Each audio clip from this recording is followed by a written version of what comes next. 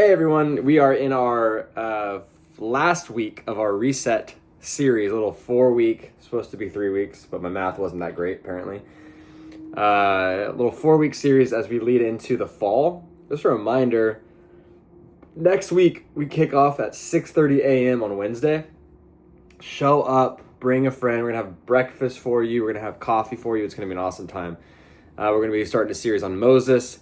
It's going to be great just to get back into the rhythm of things around here in the mountain town of Danville during the summer. It feels like stuff started to pick up already. School's back in session, all the things are going. Sports are back and everything. So, but today we're looking at the final week of reset, and today we're going to be looking at resetting our pace.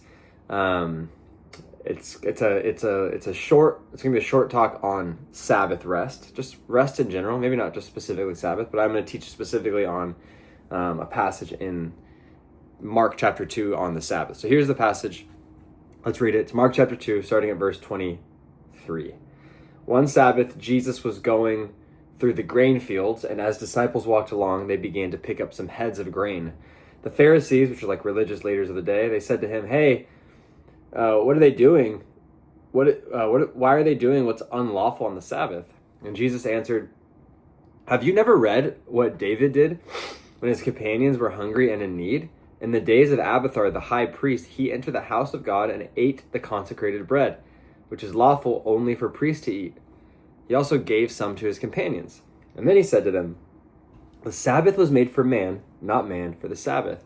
So the Son of Man is Lord even of the Sabbath.'" Okay, I could do like a 45-minute talk probably on this, just context and then teaching of what Jesus is saying. But I'll just give you a short, hopefully something like a 6 or a 7 minute short synopsis. Here it is. The short synopsis is this. Jesus is referencing a story where David is on the run from King Saul. King Saul was the king before David, and he wanted to kill David because David was kind of gaining a power. So he runs through this town, and he runs into a temple, and he takes some of the consecrated bread, which is the bread that they wouldn't eat. It would just kind of like showbread, and he eats it on the Sabbath, and he gives some to his friend because it was hungry. Now, the reason why he brings that story up is because the Pharisees, they held all of these old patriarchs in high regard, right? David, Abraham, Moses, all these old ancient Israelite leaders, they kind of looked at them as examples of how they should be living. And so basically Jesus is like, look, you're one of your prime examples broke the Sabbath law. And the thing that's kind of interesting is Jesus wasn't actually breaking any Sabbath ceremonial law. What he was breaking, though, was the Pharisees had created extra guardrails on top of the already established Sabbath laws. So essentially, they were so obsessed with honoring the law in order to honor God that they created an extra set of rules around the already 613 commandments from Moses, laws of Moses. So they added all these extra rules, and they would go around trying to force people to keep those rules. And one of them apparently was it must be something about farming, because they were picking heads of grain to eat, and they're like, "Hey, you can't do that. You can't farm." And Jesus is like, "This isn't even farming. I'm just grabbing. We're eating. We're this is crazy." And so then he kind of rebukes them with this story to say, you guys are way off because, and it's important that he mentions David, because David was a man after God's own heart, and he broke the Sabbath law. And so the point of the law, the point of the Sabbath, is not to force people, it's not just to follow rules, it's to create a heart that loves God and rests in God. And then at the very end he says, "The Sabbath was made for man, not man for the Sabbath." And the whole point of that, and it's kind of clear there, right? He's saying God created the seventh day of rest so that you would rest, not so that you would just follow all the rules. And then he ends it with, "So the Son of Man is Lord even of the Sabbath," talking about himself. He's saying, so the Sabbath was made for man, not man for the Sabbath. And so in return, I am the Lord. I am the rule maker of what happens, what takes place on the Sabbath. So, my question to you is, I'm sure that there has been a time in your life where you felt burnt out, tired, exhausted from work, school stuff, whatever, family, all the dynamics, everything's going crazy. I'm sure you've been exhausted. I'm sure some of you right now are like, I am exhausted.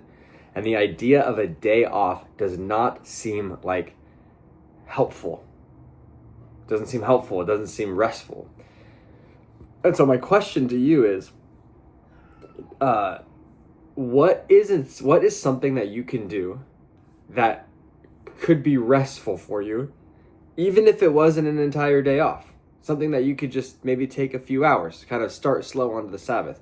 Because I'll tell you why I think the Sabbath is important, but sometimes I think that we kind of like harp on like everyone needs to take an entire day, and I don't know if that's entirely true. The reason I don't know if that's entirely true is because the Sabbath was specifically made for an agrarian society, heavy farm labor. And we're talking about people whose food dependency was on whether they farmed their own food, right? And so God created the Sabbath for them. We're talking about a heavy working class people, right? Heavy blue collar, where food and supply, like your food and your supplies, was dependent on how much you worked. And they didn't have a ton of abundance. There wasn't a huge amount of like saving or, whatever, investing and stuff like that.